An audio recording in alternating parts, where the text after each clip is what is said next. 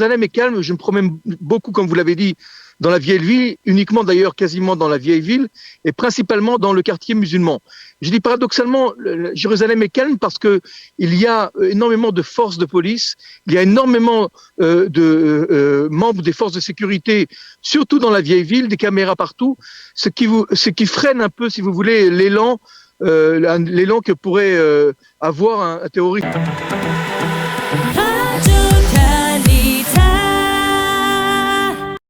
Eh bien voilà, il est 8h41 sur Radio Kalita et nous avons le plaisir d'être en ligne avec notre ami David Shapira. David, bonjour, Boker Tov. Bonjour Boker Tov et Moadim le Simcha à tous nos auditeurs auditrices de Radio Kalita. Moadim le Simcha, alors on vous attrape, on va dire, en pleine nature au début d'un périple, on peut appeler ça un périple, c'est que vous avez choisi de consacrer une partie des fêtes de Chol HaMoed à marcher dans le pays. Oui, en fait, ce que j'essaye de faire, c'est de préparer un chemin qui est très connu, qui s'appelle en hébreu Miyam Leyam, c'est-à-dire d'une mer à une autre mer. C'est pas une mer juive, c'est la mer Méditerranée, à ce qu'on appelle la mer du Kinneret, de Tibériade, qui est pour nous un lac, mais pour l'Israélien, c'est une mer. Et donc, c'est un parcours qui fait environ plus de 70 kilomètres dans la nature et qui traverse le pays en largeur. Ça commence à peu près au-dessus de Naharia, Arziv, et ça finit sur les bords du lac de Tibériade, près de Migdal, pour ceux qui connaissent l'endroit. Et là, je me trouve un petit peu au premier tiers, c'est-à-dire je me trouve à côté de Maalot et je me dirige vers Méron. Aujourd'hui, voilà, je suis arrivé ce matin, je suis parti très tôt de la maison et c'est très agréable parce qu'il n'y avait pas beaucoup de gens sur la route. Et puis 1h40, 1h50 après, on se retrouve en pleine nature avec des vaches. D'ailleurs, il m'est arrivé une petite aventure, je suis tombé devant un troupeau et le mâle dominant du troupeau, c'est-à-dire le taureau, m'a quasiment poursuivi pendant 200 mètres pour être sûr que je m'éloigne du troupeau, que je n'attaque pas les veaux. Et donc, je me suis fait courser, si vous voulez, par une vache. C'est comme ça que ma matinée a commencé. Mais ce sont des bonnes surprises. Et d'être seul dans la nature ici, une grande piscine, dans un village arabe-israélien qui s'appelle Fassouta. Et je me dirige donc vers Méron, que j'espère atteindre en fin de journée. Alors, David, on a beaucoup parlé pendant ces 2 dernières années de la situation difficile des guides. Vous êtes guide professionnel depuis de nombreuses années et d'une certaine manière aussi, c'est une forme, cette fête de Pessah, une sorte de retour à la normale avec un retour des touristes qui reviennent pour la première fois depuis 2 ans. Absolument, Daniel, ça a commencé au début mars. On a senti une nette reprise du tourisme. Ça s'est concrétisé par beaucoup de réservations. Le mois de mars, c'était un mois très bénéfique. Je me suis promené dans beaucoup d'endroits en Israël avec des touristes durant le mois de mars et j'ai pu voir de nombreux guides qui avaient enfin, je dis enfin, retrouvé le sourire et un peu de couleur. Mais effectivement, ça reprend pas encore à 100% à ce que ce l'était auparavant, mais ça reprend et je pense que pour le mois de mai, la saison s'annonce très bonne, ainsi que pour le mois de juillet-août. Il y a des signes qui ne trompent pas et j'espère évidemment que les attentats qui ont déjà causé quelques annulations, surtout dans les visites à Jérusalem, eh bien j'espère que les attentats dans lesquels nous sommes victimes actuellement ne vont pas ternir, ne vont pas freiner cet élan touristique qui s'annonce encore une fois très très positif. Alors justement, j'allais effectivement vous poser la question, c'est que vous aimez en particulier Jérusalem et vous promenez avec vos invités dans la vieille ville de Jérusalem ou dans la ville, dans la capitale. Vous craignez que ces émeutes, et d'ailleurs il y a encore quelques instants on a fait état d'émeutes à nouveau sur le mont du Temple, d'autobus qui ont été lapidés par des Palestiniens, alors que on est aujourd'hui à la fois à Pessah, le premier jour de Chol HaMoed Pessah, le premier jour de Pâques chrétienne et une journée du Ramadan. Est-ce que vous ne craignez pas que finalement ça risque de refroidir quelques touristes qui auraient voulu venir ici, revenir en Israël, revenir à Jérusalem? Alors, non seulement je le crains, mais en plus factuellement et concrètement ça arrive et j'ai eu 2 ou 3 annulations sur Jérusalem, bien que paradoxalement Jérusalem est relativement épargnée de cette vague d'attentats puisque les principaux attentats ont lieu malheureusement à Hedera, à Beersheva et à Tel Aviv. Donc, les touristes me demandent si Jérusalem est dangereux. Et je leur réponds, mais où est-ce que vous dormez quand vous venez en Israël? Ils me disent à Tel Aviv. Et j'ai envie de leur dire, mais écoutez, vous savez que le dernier attentat meurtrier a été commis à Tel Aviv. Donc, vous voyez, on ne peut pas, je dirais, prévoir où sera le prochain attentat, bien que nous ne pourrons pas évidemment donner de garantie qu'il n'y aura jamais d'attentat à Jérusalem. Alors, je dis paradoxalement, Jérusalem est calme. Je me promène beaucoup, comme vous l'avez dit, dans la vieille ville, uniquement d'ailleurs quasiment dans la vieille ville, et principalement dans le quartier musulman.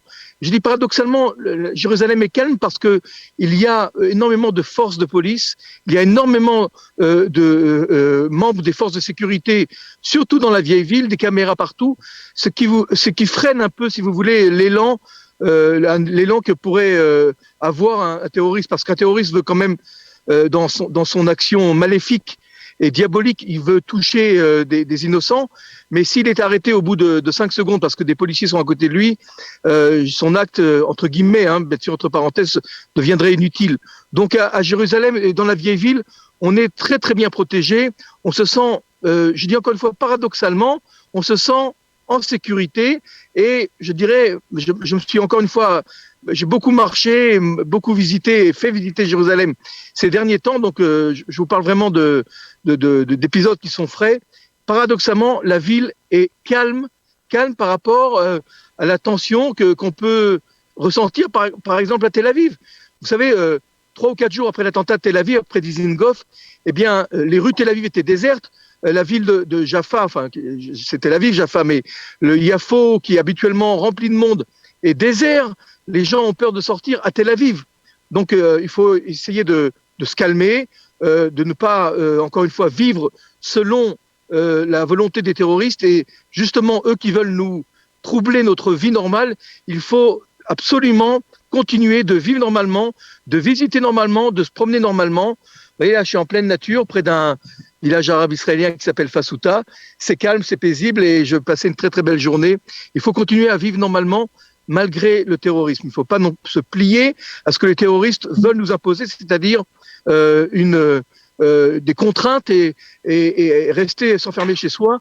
On a un pays, Daniel, merveilleux, des paysages fantastiques. On est en pleine floraison, on a des fleurs qui sont de toutes les couleurs, jaune, rouge, bleu, noir. C'est fantastique ce qu'on peut vivre ici. Il faut juste sortir des frontières des grandes villes, des frontières de Tel Aviv, des frontières de Jérusalem aussi, et à Jérusalem, mais pour admirer combien ce pays est beau et combien il est agréable de se promener ici dans la nature, surtout à cette saison où il ne fait pas encore trop chaud. Vous habitez vous-même Yafo et on peut dire que d'une certaine manière, ce matin, je le mentionnais dans la revue de la presse, un sondage disait que 69% des Israéliens sont persuadés qu'il sera difficile de restaurer une véritable coexistence pacifique entre Juifs et Arabes. C'est un sondage dans le Israël Hayom. Vous la pratiquez, cette coexistence pacifique, ou alors vous avez le sentiment que depuis ce qui s'est passé il y a un an, eh bien, il y a quelque chose qui s'est effectivement brisé? C'est certain qu'il y a quelque chose qui s'est brisé. Je suis retourné il n'y a pas longtemps à Saint-Jean-d'Acre. Vous savez, cette ville a été aussi le centre d'émeutes extrêmement violentes. Eh bien, écoutez, encore une fois, Saint-Jean-d'Acre était déserte, alors que le potentiel touristique et les trésors, c'est une ville qui est classée au patrimoine mondial de l'humanité par l'UNESCO. Eh bien, c'est une ville qui est vide, qui était déjà pas très remplie déjà avant les émeutes de l'année dernière, mais cette fois-ci, elle est vide. Et j'ai pu constater d'ailleurs combien les petits commerçants souffrent. C'est pas eux d'ailleurs qui sont à l'origine de ces émeutes. Eux, ils sont victimes, mais d'un autre côté, ils n'ont rien fait non plus pour en empêcher. Je pense que si j'avais été un commerçant là-bas, j'aurais aimé m'armer d'un gourdin et casser la figure aux émeutiers, parce que c'est les premières victimes. Ce sont les Arabes eux-mêmes qui vivent du petit tourisme et qui sont maintenant près d'un an en train de pleurnicher, en train de se lamenter. Pourquoi les touristes ne viennent plus à Saint-Jean-d'Acre? Et c'est la même chose pour Jaffa, et c'est la même chose pour les villes arabes. Donc les principales, je dirais, victimes, vous savez, ici, les Juifs israéliens, ils se débrouillent très bien ailleurs. Ils n'ont pas besoin de s'alimenter dans des commerces arabes ni de commercer. Donc c'est eux qui en sont les premières victimes. Et ils n'apprennent pas les leçons. En octobre 2000, c'était à peu près la même chose lors de la seconde intifada.